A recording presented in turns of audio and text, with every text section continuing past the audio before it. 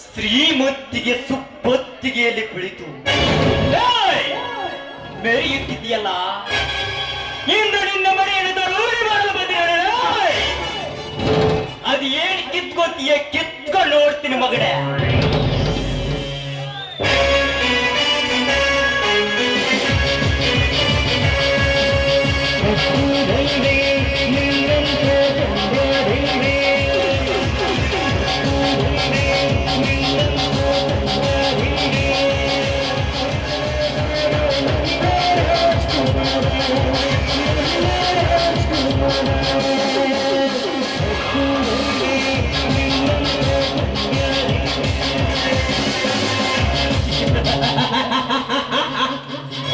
ನಾನೆಂದುಕೊಂಡ ಕೆಲಸ ಮುಗಿಯಿತು.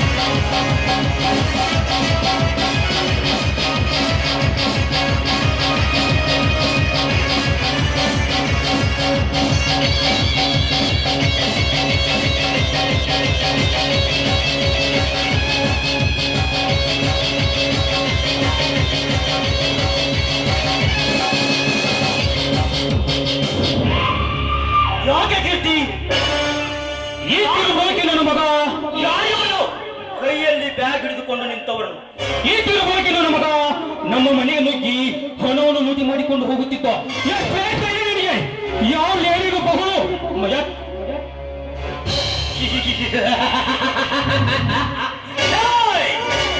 ನಾಡಿಗೆ ಯಾರೆಂದು ಹೇಳಬೇಕಾ? ನಿಮ್ಮಂತ ಸೊಕ್ಕಿನ ಶ್ರೀಮಂತರಿಗೆ ಬುದ್ಧಿ ಕಲಿಸಲು ಬಂದಿರೋಳು. ನಿಮ್ಮಂತ ಪೋಂಡ ಪುಂಡರಿಗೆ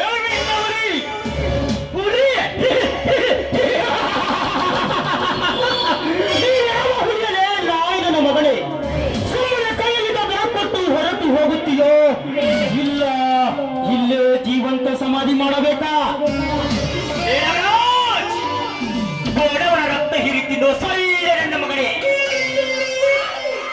ನಿನ್ನ ಹೊತ್ತಿರು ಗಂಡಸ್ತನಾಗಿದ್ದರೆ ಮುಟ್ಟಿ ನೋಡಲೇ ರೋಷಾಗ್ನಿಯನ್ನು. ರೋಷಾಗ್ನಿ, ನಾವು ಅಷ್ಟೇ ನಿಮ್ಮಂತ ಪುಂಡರ ಕೈಯಿಂದ ಈ ಹಣವನ್ನು ಕಸಿದುಕೊಳ್ಳೋದೆ. ಮರ್ಯಾದೆಯಿಂದ ಈ ಹಣವನ್ನು ಕೊಟ್ಟು ನಿನ್ನ ಪ್ರಾಣ ಉಳಿಸಿಕೋ, ಇಲ್ಲ ನಿನ್ನ ಎಡೆಯು ಸಿಗಬೇಕಾಗುತ್ತದೆ ಮಗನೇ. ಪಾಂಡೆ ಕೀರ್ತಿ, ನಿನ್ನ ಹೊತ್ತಿರು ನಿಜವಾಗಿ ಗಂಡಸ್ತನಾಗಿದ್ರೆ ಮುಟ್ಟಿ ನೋಡಲೇ ರೋಷಾಗ್ನಿಯ ಮರೆಯನ್ನು.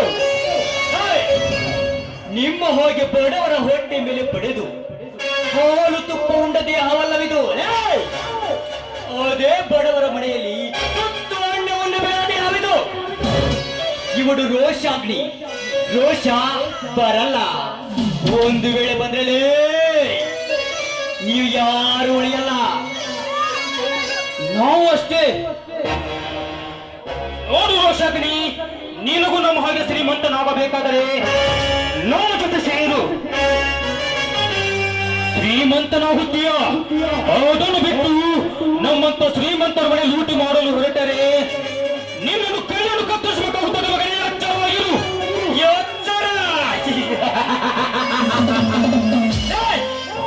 ಎಚ್ಚರ ಇರುವ ಹುಚ್ಚುಡನ ಮಗನೇ. ನಿಮ್ಮ ಹಾಗೆ ಹಣವನ್ನು ಲೂಟಿ ಮಾಡಿ ಕೋಟ್ಯಾಧಿಪತಿ ಆಗುವ ಆಸೆ ನನಗಿಲ್ಲ. ಈ ಹಣವನ್ನು ತೆಗೆದುಕೊಂಡು ಹೋಗಿ ಯಾವ ಬಡವರಿಗೆ ತಿನ್ನುವುದಕ್ಕೆ ಅನ್ನ ಇರುವುದಿಲ್ಲವೋ, ಯಾವ ಬಡವರಿಗೆ ಹಾಕಿಕೊಳ್ಳುವುದಕ್ಕೆ ಬಟ್ಟೆ ಇರುವುದಿಲ್ಲವೋ ಅಂತವರಿಗೆ ದಾನ ಮಾಡುತ್ತಾನೆ ರೋಷಾಗ್ನಿ.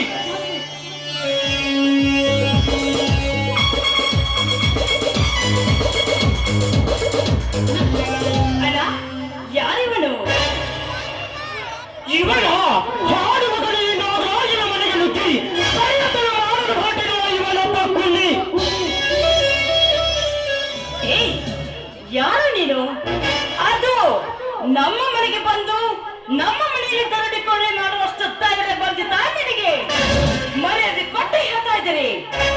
ಆ ಬ್ಯಾಗ್ ಅನ್ನು ಒಳಗಿಟ್ಟು ರೈಟ್ ಹೇಳು ನೀನಿಲ್ಲಿಂದ. ಇದು ಬೊಗಳುವ ನಾಯಿ.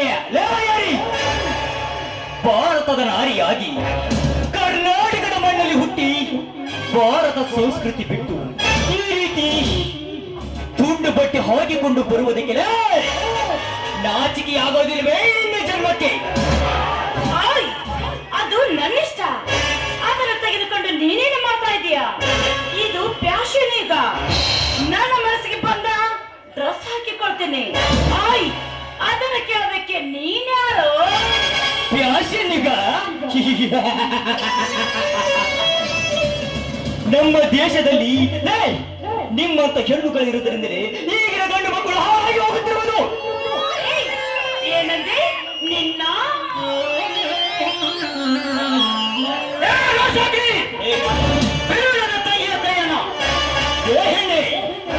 ಮೀಸೆ ಹೊತ್ತ ಗಂಡ ಸೇರಿ ನೆಲೆಗೆ ಸುಮ್ಮನೆ ನಿಂತಿರುವಾಗ ನೀನೊಂದು ಬಳೆ ತೊಟ್ಟ ಹೆಣ್ಣು ನನ್ನನ್ನು ಹೊಡೆಯಲು ಬರುತ್ತೀಯಾ? ನೋಡು, ಹುಟ್ಟಿ ಇಷ್ಟು ದೊಡ್ಡವನಾದರೂ ಯಾವ ಗಂಡು ಕೂಡ ನನ್ನ ಮೇಲೆ ಕೈ ಮಾಡಿಲ್ಲ. ಅಂತದರಲ್ಲಿ ನೀನೊಂದು ಹೆಣ್ಣು, ಅದು ಈ ರೋಷಾಗ್ನಿಯ ಹೊಡೆಯಲು ಬರುತ್ತೀಯಾ? ಸುಮ್ಮನೆ ಕೈಯಲ್ಲಿದ್ದ ಬ್ಯಾಗನ್ನು ಕೊಟ್ಟು ಹೊರಟು ಹೋಗುತ್ತೀಯೋ, ಇಲ್ಲ ಇಲ್ಲೇ ನಿನ್ನನ್ನು ಜೀವಂತ ಸಮಾಧಿ ಮಾಡಬೇಕಾ? ಈ ಹಣವನ್ನು ಕೊಟ್ಟು ಹೋಗುವುದಕ್ಕೆ ನನ್ನನ್ನು ರಣ ಹೇಳಿಕೊಂಡು ಇದು ತಿಳಿದಿದೆಯಾ?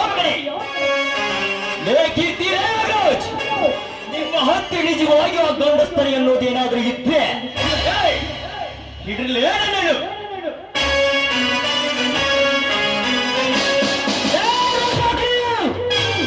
ಹೋಗಿ ಬಿಟ್ಟಲ್ಲ, ಹೋಗಲಿ ಹೋಗಲಿ. ಕೀರ್ತಿ, ಇವನು ಯಾರೆಂಬುದನ್ನು ಪತ್ತೆ ಮಾಡು. ನಂತರ ಅವನು ವಿಚಾರ ಮಾಡಿದ್ರೆ ಆಯ್ತು. ನೀನೇನು ಚಿಂತೆ ಮಾಡಬೇಡ, ಆ ವಿಚಾರವನ್ನು ನಾನು ವಿಚಾರಿಸುತ್ತೇನೆ. ಮೊದಲು ಅವನು ಯಾರೆಂಬುದನ್ನು ಪತ್ತೆ ಮಾಡು, ನಂತರದನ್ನು ಆಮೇಲೆ ವಿಚಾರ ಮಾಡೋಣ. ಅದಕ್ಕೆ ನೀವು ಯಾರು ತಲೆ ಹಾಕಬೇಡಿ. ಯಾಕೆಂದ್ರೆ ಇದೀಗ ಹೋಗುತ್ತೇನಲ್ಲ, ಇವನನ್ನು ನರಳಿ ನರಳಿ ಸಾಯುವಂತೆ ನಾನು ಮಾಡುತ್ತೇನೆ. ಅಷ್ಟೇ ಇಲ್ಲ, ಈ ನಮ್ಮ ಅಣ್ಣನ ಮುಂದೆ ಯಾರು ಈ ಸಮಾಜದಲ್ಲಿ ತಲೆ ಎತ್ತಿ ನಿಲ್ಲಬಾರ್ದು. ತಲೆ ಎತ್ತಿ ನಿಂತ ತಲೆಯನ್ನು ತೆಗೆಯುವ ಹೆಣ್ಣು ನಾನು. ಅಷ್ಟೇ ಅಲ್ಲ, ಇವನು ನಿನ್ನ ಮುಂದೆ ನೋಡ್ತಾ ಇರು. ಒಂದು ಕ್ಷಣಕ್ಕೂ ಈ ಹೆಣ್ಣನ್ನು ನೆನೆಸಿ ನೆನೆಸಿ ಸಾಯುವಂತೆ ಮಾಡಲಿಲ್ಲ. ನನ್ನ ಹೆಸರು ಶೋಭಾನೇ ಅಲ್ಲ.